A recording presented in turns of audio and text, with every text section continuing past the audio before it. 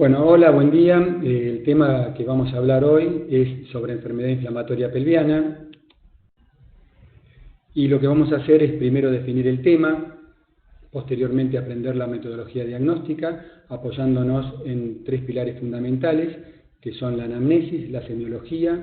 y estudios complementarios. Posteriormente vamos a hablar sobre los diagnósticos diferenciales y por último sobre tratamiento.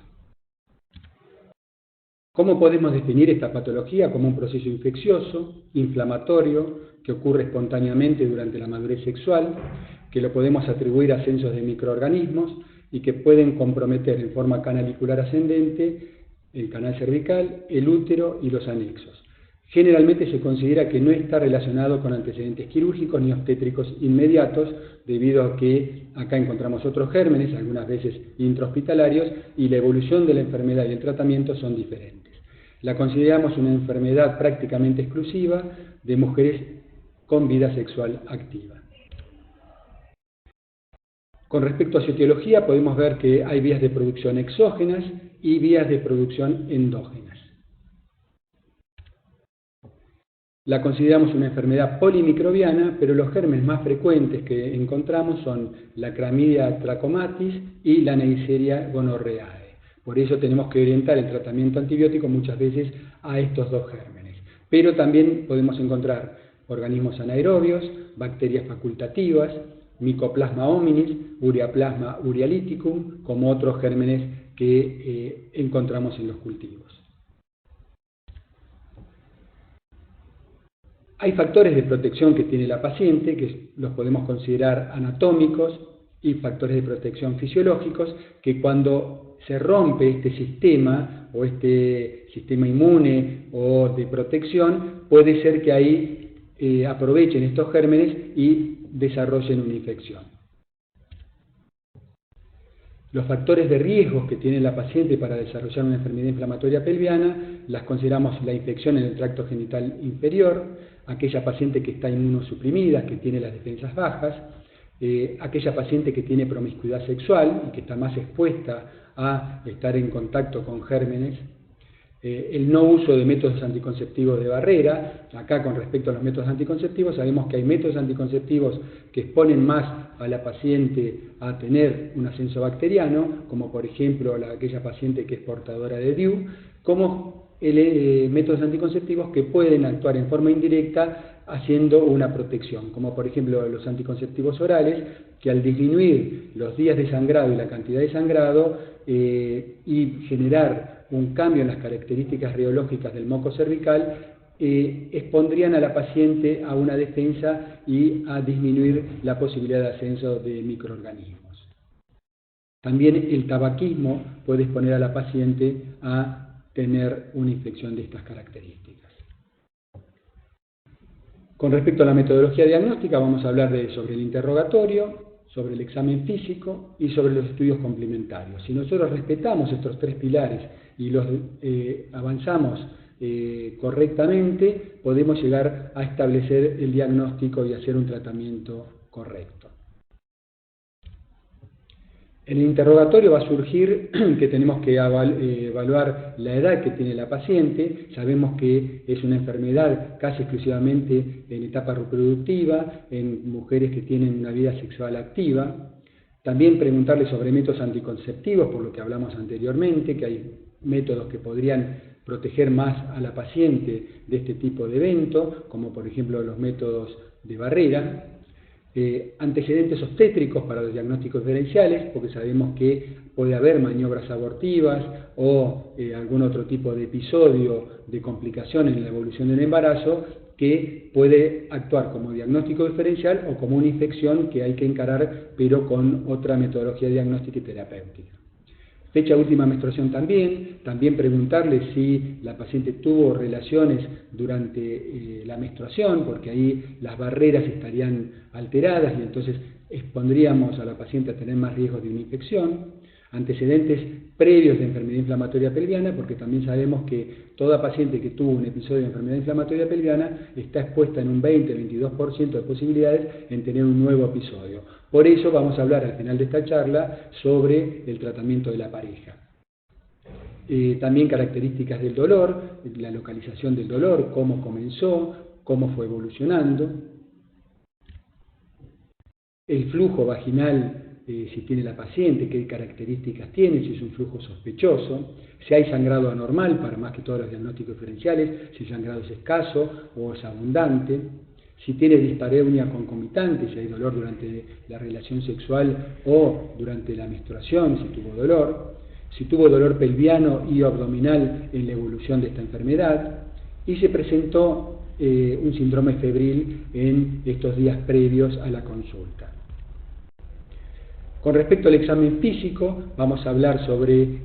evaluar el estado general, si vemos que hay un compromiso del estado general importante, o si la paciente no tiene un deterioro tan importante y está en mejores condiciones para ver cómo vamos a establecer el tratamiento y si va a ser ambulatorio o con internación, si tuvo temperatura axilar y rectal, si hay temperatura diferencial.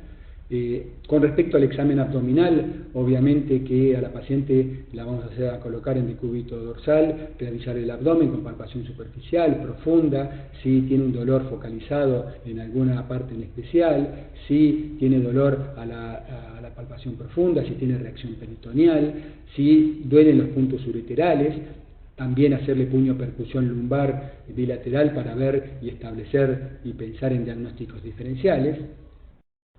También hacerle una especuloscopía, hay que inspeccionar la vulva, la vagina, el cuello uterino, ahí constatar si hay flujo vaginal y si este flujo, lo podemos aprovechar en este momento para hacer y obtener cultivo e identificación del germen. Ver si hay maniobras abortivas, también para establecer diagnósticos diferenciales que nos hagan pensar en que pueda haber otro tipo de dolencia. Y por último, el tacto vaginal bidigital, en donde podemos encontrar el aumento de temperatura en la vagina, si evidentemente también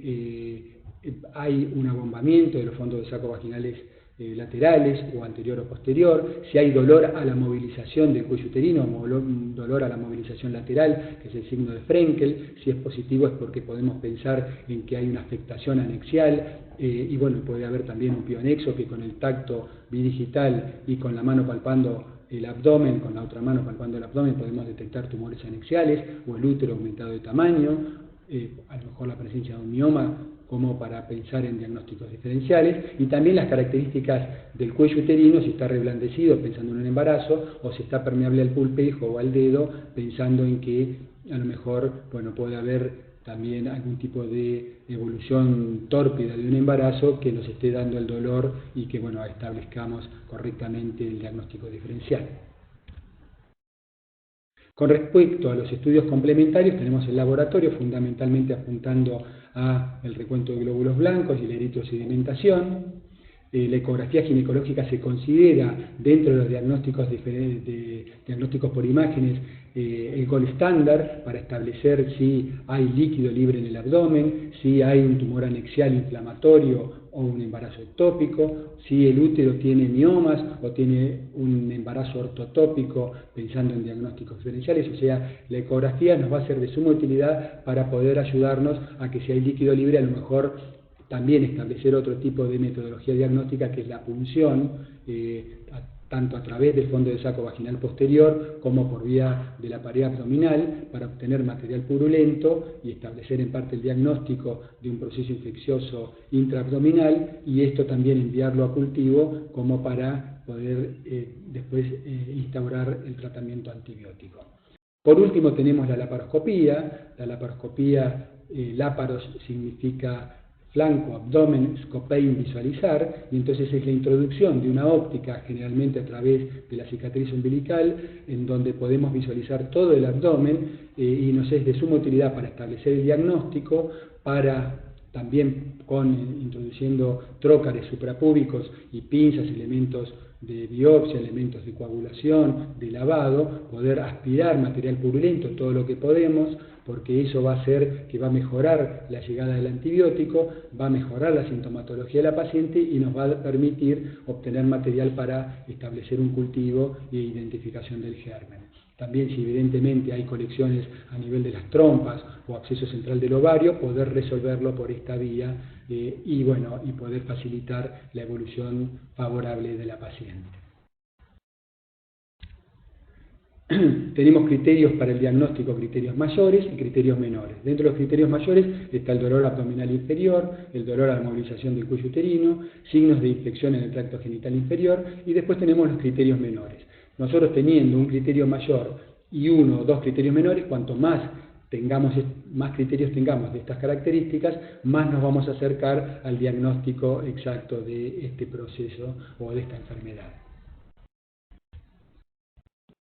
También tenemos que pensar, y es importante pensar en diagnósticos diferenciales, en donde podemos encontrar diagnósticos ginecológicos o no ginecológicos. Dentro de los diagnósticos ginecológicos está el embarazo ectópico, pero acá nos vamos a encontrar con una paciente que tiene atraso menstrual, que tiene a lo mejor un test de embarazo positivo, y ecográficamente es muy probable que encontremos a lo mejor líquido libre dentro del abdomen, pero no purulento, sino sangre, y una imagen compatible con un embarazo ectópico. También podemos tener un folículo roto o hemorrágico, una torsión anexial, que en general es un dolor mucho más agudo, un dolor isquémico, y que también tenemos que establecer el diagnóstico lo más rápidamente posible y el tratamiento, porque en general son pacientes en etapas reproductivas y pueden estar expuestas a perder el ovario. También un quiste endometrósico fisurado que segregue el líquido hacia la cavidad abdominal y esto genere una reacción peritoneal, una irritación peritoneal y también un proceso inflamatorio que ahí vamos a tener que establecer cuál es la etiología de este proceso abdominal. Un mioma que esté en necrobiosis por un decrecimiento desmedido y una falta de irrigación correcta puede también generar esta necrobiosis, fiebre, elevación de glóbulos blancos, o aquel mioma que crece hacia afuera del útero, como es el mioma subseroso, el subseroso pediculado, que a través del pedículo por ahí a lo mejor no puede existir una correcta oxigenación del mioma y entonces también entrar en necrobiosis y generar el dolor y el proceso inflamatorio. Los no ginecológicos, hay procesos gastrointestinales como del lado derecho la apendicitis, la colecistitis, del lado izquierdo la diverticulitis, la diverticulosis, también procesos urinarios, urológicos como la pielonefritis, como la litiasis, o la gastroenteritis también pensando en algo gastrointestinal. El tratamiento médico va a ser tratamiento médico ambulatorio, dependiendo de la gravedad del caso y del estado general de la paciente, o tener que decidir la hospitalización. Y en casos que tengamos dudas diagnósticas, como vamos a ver más adelante, el tratamiento quirúrgico. Los criterios de internación sería cuando la paciente cursa simultáneamente un embarazo, o si está inmunosuprimida, o si hay una mala respuesta al tratamiento ambulatorio oral, si hay una intolerancia al tratamiento médico, o en aquellas pacientes que tienen carencia y que, tienen a lo mejor, nosotros podemos ver que tienen una imposibilidad en el seguimiento, un mal estado general de la paciente también va a ameritar internarla para estudiarla más correctamente y hacerle el tratamiento general que corresponda, o en aquellos casos que la paciente tiene o tenemos la sospecha de que tenga un absceso. Acá vamos a ver que hay tratamientos antibióticos ambulatorios, como vemos en este cuadro, ceftriaxona sumado a la doxiciclina, apuntando fundamentalmente a estos dos gérmenes más frecuentes que dijimos hoy, que son la clamidia trachomatis y la Neisseria gonorrhoeae. Acá tenemos otras alternativas de tratamiento antibiótico ambulatorio. Acá también tenemos otra placa, en donde estaríamos cubriendo todos estos gérmenes. Y después tenemos el tratamiento en internación, que como vemos acá es la ceftriaxona, 1 gramo cada 12 horas endovenoso, más metronidazol, más doxiciclina. Alternativas tenemos acá también descritas, otras. Y cuando vemos que hay una mejoría clínica a las 24 o 48 horas, de acuerdo a la resolución de los síntomas, podemos pasar, y de acuerdo también a los resultados, si ya tenemos la identificación del germen, podemos pasar a la vía oral y seguirla con tratamiento oral ambulatorio o dejarla en observación unas 24 horas más.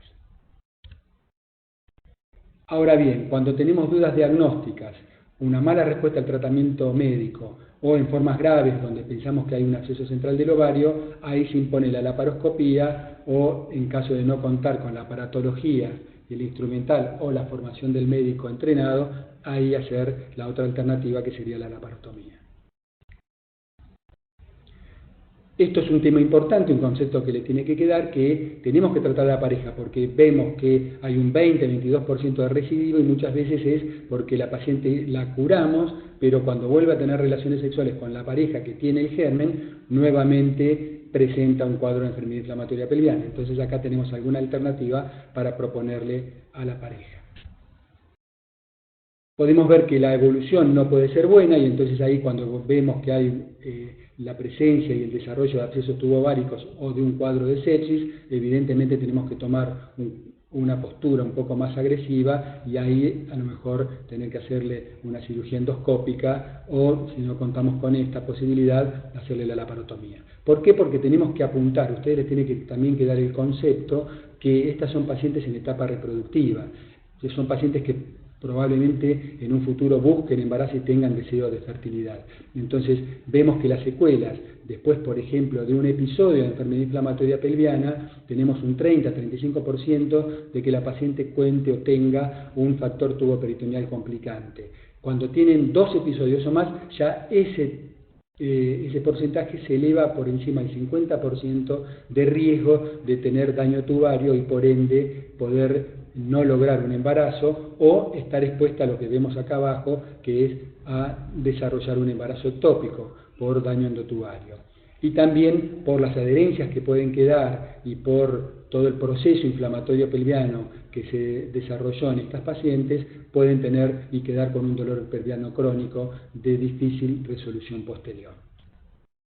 Acá vemos, para ir finalizando, cómo en la laparoscopía nos permite visualizar el útero, vemos la trompa como está dilatada en un proceso ya más crónico, donde hay una oclusión distal de la trompa y entonces presentamos la visualización de un hidrosalpinx o de un piosalpinx, en donde hay un compromiso del ovario, y fíjense también, que es lo que nosotros también describimos, que estas pacientes son cirugías complejas muchas veces porque vemos que está comprometido el intestino con adherencias y muchas veces el cirujano tiene que estar capacitado para poder, en estos casos, poder liberar sin causar un daño mayor, como por ejemplo una lesión intestinal. Acá vemos también otro tipo de adherencias, como vemos acá, vemos el útero, vemos el reconocimiento del ligamento redondo derecho, y acá vemos cómo hay un cuadro de oclusión y de bloqueo a nivel del anexo derecho, también del anexo izquierdo, por parte del intestino, que esto obviamente va a provocar dolor en un futuro, va a provocar trastornos en la reproducción y, bueno, es de difícil resolución quirúrgica. Fíjense también que acá hay el epiplón mayor adherido a la cara posterior del útero y que esto muchas veces después, si no se libera correctamente, bueno, causa dolores pelvianos crónicos. Acá también vemos cómo hay adherencias del intestino que las tenemos que liberar para poder dejar y reconstruir la anatomía de la mejor manera para un futuro de fertilidad de la paciente. Por último, les quería mostrar cómo a través de una incisión de 1 centímetro por vía laparoscópica uno puede recorrer todo el abdomen, aspirar el material purulento, visualizarlo, y como vemos acá, este síndrome, que es un síndrome de Fick-Hughes-Curtis, que son las adherencias del hígado hacia la cúpula diafragmática y que generalmente se dan después de un episodio de enfermedad inflamatoria pelviana severa, en donde hay un compromiso tubario y un compromiso pelviano tan importante que llega la infección al hemiabdomen superior y que esto muestra que evidentemente es muy probable que haya un daño tubario tan importante que se requiera después del uso de una fertilización asistida para poder lograr la fertilidad de la paciente. Bueno, espero que les haya sido útil, les mando muchos saludos y terminamos con la exposición. Muchas gracias.